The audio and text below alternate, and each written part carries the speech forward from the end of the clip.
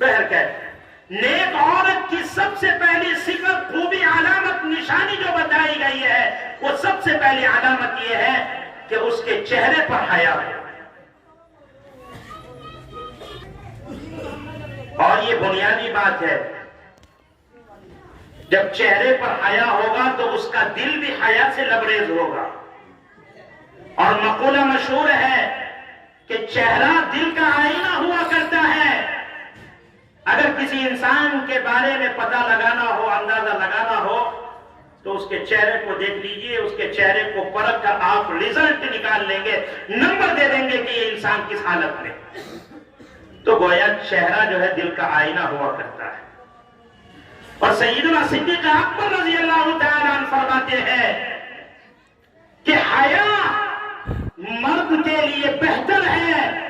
اور آگے کا جملہ جو فرماتے ہیں، حیا یہ عورتوں کے لیے، خواتین کے لیے بہترین ہے. دوسری صفت، دوسری خوبی جو نیک عورت کی بتائی گئی، ہمارے علماء نے اپنی کتابوں میں لکھا ہے، نیک عورت کی دوسری صفت، نیک عورت کی دوسری خوبی، علامت، نشانی جو ہے وہ یہ ہے کہ نیک عورت ایسی ہو کہ اس کی زبان شیریں ہو، مٹھاس ہو اس کی زبان میں.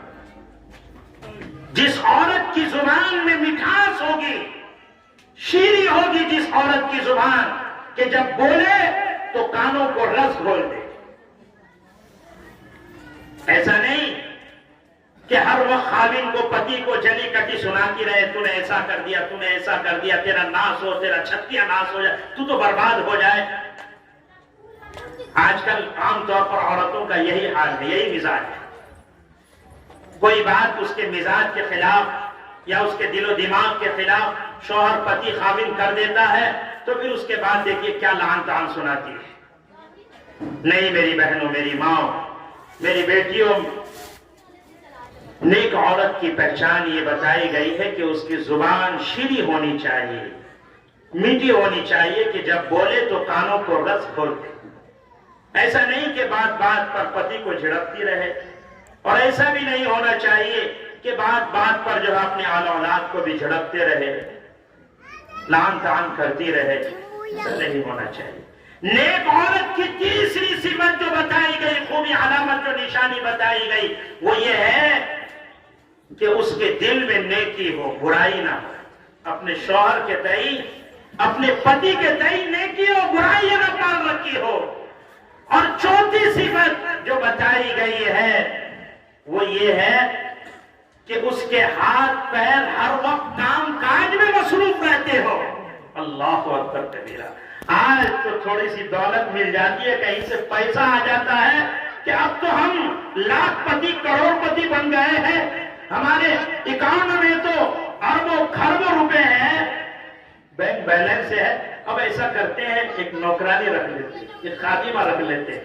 اب اپنے شوہر سے، اپنے پتی، اپنے خادم ہسبینڈ سے فرمائش کرتی ہے، میں تو دن بھر کام کرتے کرتے تھک جاتی ہوں، ایسا کیجئے کوئی خادمہ رکھ لیا جائے، کوئی آپا رکھ لیا جائے.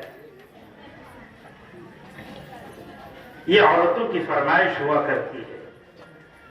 اللہ کے رسول صلی اللہ علیہ وسلم کی سب سے چہیتی، لاڈلی، دلاری، پیاری بیٹی سیدنا فاطمہ الزہرا رضی اللہ تعالی عنہا، جب انہوں نے فرمائش کی تھی اپنے ابا محترم سے کہ ابا جان، گھریلو کام کاج کرتے کرتے میری حالت خراب ہو جاتی ہے، میں پریشان ہو جاتی ہوں، ہاتھوں میں چھالے پڑ جاتے ہیں، ایسا کیجئے ابا محترم کوئی خادمہ دے دیجئے جو میرا ہاتھ بٹائے گھریلو کام کاج میں. وہ واقعہ بہت لمبا چوڑا ہے، طویل ہے، میں اس واقعے کے پیچھے نہیں جانا چاہتا ہوں. تو اللہ کے حضور صلی اللہ علیہ وسلم نے اپنی چہیتی، لاڈلی، دلاری، پیاری بیٹی سے کیا کہا تھا؟